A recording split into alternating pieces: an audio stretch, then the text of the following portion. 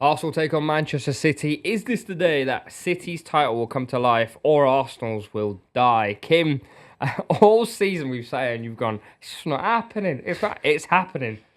We're looking better. City are looking a lot better. And we discussed it last week, actually, before the Chelsea game. We said that if City and Guardiola adopt a more direct style of football, there is a way that they can win games and they can improve what's happened so far this season. And I think you saw that perfectly against Club Brugge. In the first half, City were incredibly slow. They were coming up against a low block because Bruges didn't need to win the game. They could have drawn and gone through. Incidentally, they did go through anyway. But it was so laborious and it was incredibly slow. And it was that midfield of Kovacic, Gundogan, De Bruyne, Bernardo Silva. None of those players have pace. They never really have, and they certainly don't anymore. And it was just a really, really slow performance. And then all it took was one substitution. It just took Savinho to come on, Gundogan to go off. And all that meant that City could play direct balls to Savinho. Within 20 seconds of coming on, he'd won a corner. Within a minute 30, he'd won another corner that John Stones should have scored from. And then he scored and assisted in the game as well. And that's because City have unbelievable quality in these players. So if you get them one-on-one, they can cause serious damage. And that's what Guardiola is starting to realise now. It also helps that John Stones is back because he can pick out those balls over defences and into these direct channels. And I do think that the future, the rest of this season, is looking bright for City. In terms of the Arsenal game, I think if they go with Savinho on the left and they get him running at the defenders, if they get Marmoush on the right, who I thought was absolutely fantastic against Chelsea, and get him running at defenders, and then you've got Haaland in the middle just constantly whipping balls in, I genuinely think City could beat Arsenal in this game. But they do need to go for a more direct style of play because that slow passing in the middle obviously hasn't been working. Let's talk about Arsenal. Beat Girona, but it was a nothing game. Yeah. It was a game that didn't really matter. Squeeze past Wolves. It's difficult to judge these Arsenal games, to be fair, because the Wolves game down to 10 men, there was obviously chaos about that. Then the Villa game was 2-2. Spurs was 2-1. Like, I feel like maybe it's just me sitting from the outside. You're obviously watching Arsenal closer than I am. Is it weird at the moment with Arsenal? It is weird, and I think it's kind of reflective of the fact that we've got important pieces missing. So obviously Saka, who the whole attack has run through for so many years now, we take away that part, and then everyone's looking and waiting for someone to create something. It was actually interesting because in the first half against Villa, before the wheels came off, we were really good, and Trossard looked a different player, and Martinelli, these guys seem to finally be looking at themselves and thinking, hang on, someone's got to step up in Saka's absence. And again, we can't really look at Girona too much or Wolves, but when we're at our best, we are looking very impressive. And I don't know where Kim's got his confidence for Sunday because I think if Arsenal play at their best, I don't think City have a chance with the way you've been playing this season. So one thing I will say is after the Chelsea game, I said, for City anyway, I said, I feel like there's something happening, only because you beat Chelsea. But if I actually looked at the game, so it was you out of possession, you still weren't great. But that direct style really suited you against Chelsea. Chelsea, you don't do very well against teams that play direct against them. But with Arsenal, it's Saliba and Gabriel at centre-back. Gabriel versus Haaland in the air, probably they match up pretty well. And then it's back to that midfield battle, I think, which you've suffered a lot in this season. I think if it comes down to the midfield battle, City will lose. I mean, we discussed it last week. If we're coming up against a team who've got runners, that midfield will get overrun, and they have done in pretty much every game this season, apart from the first few when they were on great form. I think the one thing that you can say about City, and the reason that the confidence is there a little bit, is that in big moments at big games, the players do usually rise to the occasion. You saw it against Bruges. Now, I know they're not a fantastic team, but City were 1-0 down at half-time. And then the players basically probably looked at themselves in the mirror and thought, we're so much better than these. We can't possibly afford to lose. And the same with Chelsea. And I think a lot of City's good performances this year have come against big teams. I think the rivalry helps. I think there's been a bit of nastiness in the games. You know, the beginning of the season, John Stones scored in the 96th minute. You had the whole stay humble. And I think every time we've looked at this team, every time we've looked at this City 11 or the predicted 11 for games, you're looking at all the players and you still feel that there's something there, don't you? There's still a fear that is strict into the opponent because of the names that are on that team sheet. And I just think anyone coming up against City, I think the game is usually dictated, or particularly has been this season, on what type of City turn up.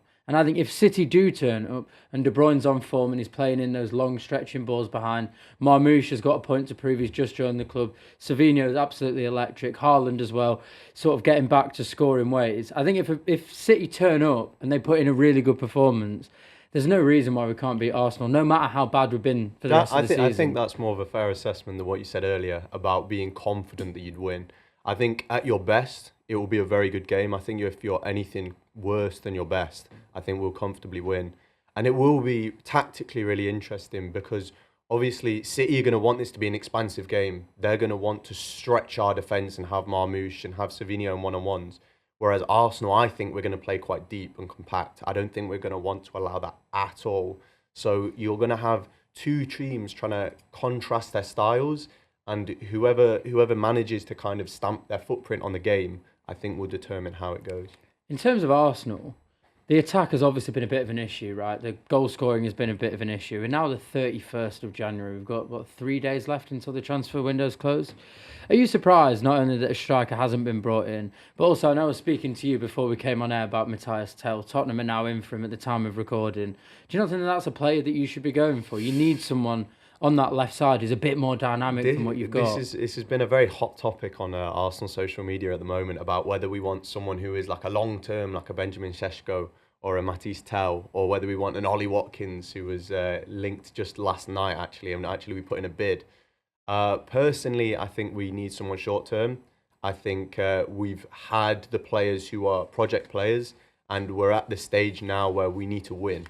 And I don't think Matisse Tell is the guy who's going to do that. I think if we consider ourselves on a similar level to Bayern Munich, of course they've got more depth in attack at the moment, but why are we taking their scraps to try and develop them for 40, 50 million? I think he is the sort of signing that United or Spurs could get, but I think we really should be looking at the markets of Ollie Watkins, and maybe it's too little too late with Duran going to Saudi Arabia, but he's the guy that I'd be looking for. And I'm not surprised that it's taken us this long, because this is the way Arsenal operate nowadays, but I am disappointed because it might have cost us 2 cups. What I do think is interesting, if you do get Watkins, I think that's a pretty good psychological message sent to everyone else that Arsenal want to win the league now. And that's personally what I would be thinking. I'd still be, a lot of people are looking at this table, I've got it in front of me here. Arsenal 6 off Liverpool, but Liverpool have a game in hand. It's at Goodison Park though. David Moyes is there. Let's say Liverpool get a point. That's only 7 points. 7 points is really not a lot of distance, considering Liverpool haven't had a big stumble this season. Liverpool have difficult away fixtures still to come, and Liverpool are in the Champions League like Arsenal. But Arsenal just need to be ready to pounce. That's basic, and you can't be waiting to pounce if you don't have a goal scorer and you're taking on, let's say Arsenal go Brentford at home while Liverpool have just dropped points and they miss 6 or 7 chances. Everyone's going to go, we should have bought a striker. I'm going to quickly come back to the point you were making earlier about Arsenal playing potentially deep. Do you think, and you're going to hate me for this because you know I've had my issues with Arsenal not attacking Man City a few times. Do you think this is not an opportunity to go, let's attack them? Let's put the marker down that we're here for real, for real. It will be interesting because I think there will be a lot of Arteta that wants to do that. But I think that would be absolutely playing into Pep's hands, because Pep recently has essentially, he's been doing his whole playing against a low block with 1,000 passes. And it's come to this point this season where he said, what's the point in doing this? It's not working. Teams seem to have found them out for that. So now he said, we have better players than 90% of the teams in the league, if not every team. Why don't we just knock the ball up to Haaland, who is underrated in his link-up play, honestly. When he finds himself one-on-one with a defender, he's not necessarily the sort of person who will swivel on the ball like a Drogba would back in the day, but his link-up play and bringing other players, when you've got Marmoush coming past, when you've got De Bruyne coming past, I think you will try and play exactly about that 4-1 a few seasons ago, but it will be a different proposition, because instead of Holding, we will have Saliba, who was injured that season. So I think it's going to be a cagey game. And I hope not, man. Whoever scores first. I don't think it will be Yeah, cagey. same. I think it's going to be really end-to-end, because I think, as we've discussed and I said it before, any team who's coming up against City now, look at that midfield 3 of Gundogan, De Bruyne and Kovacic, or Bernardo Silva as well, and they know that the legs just aren't there at all. So any strong midfield will just stride towards them and hit them on the transition. City had a big problem last year defending on the transition, didn't they? And we managed to win the league potentially because Arsenal faltered at points where they probably shouldn't have. And it's exactly the same this year. I think Arteta would be a bit mad to have the players and the quality that he has, particularly in midfield, and not just try and steamroll past that midfield, because much worse teams have done that. Bruges did that yesterday in the first half. Brentford have done it. Fulham did it, and they were incredibly lucky not to get any points. Most teams who've come up against City since October have done that. They've steamrolled the midfield and they've got chances. And you've got players here who are better than all of the players of those teams. Do you think it'll be Nunes at right back again? It depends. I think if Diaz is fit, I think it has to be Diaz and Stones in midfield, and then Akanji goes right back. I think that's really the sensible option, because I think Mateus Nunes actually has become a little bit of a scapegoat. I think against Manchester United for 80 minutes on his first game ever at right back, I thought he was brilliant. Now, obviously, he made 2 mistakes, which cost 2 goals and lost us the game, of course. Even yesterday against Bruges, he made a mistake. He lunged in and Bruges scored. But I think he's been made a scapegoat. I think he's good on the ball. I think he's an okay player. He just shouldn't be playing at right back. And I think City, when everyone's fit, Guardiola, John Stones, Diaz, Ake, Akanji are 5 top players. I think John Stones and Ruben Diaz are world-class players, and I think the others are top players. So if Akanji and Diaz are fit, then I think you have to just shore up that defence and get Akanji or Stones on that right-hand side. All right, time for predictions. James, I'll start with you. Score prediction. I haven't even thought about this, actually. I've thought exactly how the game would go, but I haven't thought about the score. I will go 2-1 Arsenal. I think we will be the better team, but I think you'll find a way to score against us. You know I've been so negative about City for a long time. Honestly, someone get the recap of this guy all season. I think you put City to lose every game. I did predict 3-1 against Chelsea, and what happened? Yeah, you did. You did actually. I don't know why. I just have a really weird feeling about this game. I think there will be goals. I'm going to go City 3-2, just on vibes. I think 2-2 is more likely, but I just feel like City maybe have something now with Marmoush. The final nail in Arsenal's title race, do you think? Could be, certainly could be. The bounce back that City need to overtake Arne Slot's Reds. Let's see. I mean, I was thinking 2-2 to be fair. It's weird though. I don't feel like there's going to be that many chances, because I do think Arsenal won't. They're not going to open up and go, let's go hell for leather. I think Arteta's just too cautious for that. But I do think now is the time to let go of the cautiousness and go for the kill. But I think it'll be 2-2.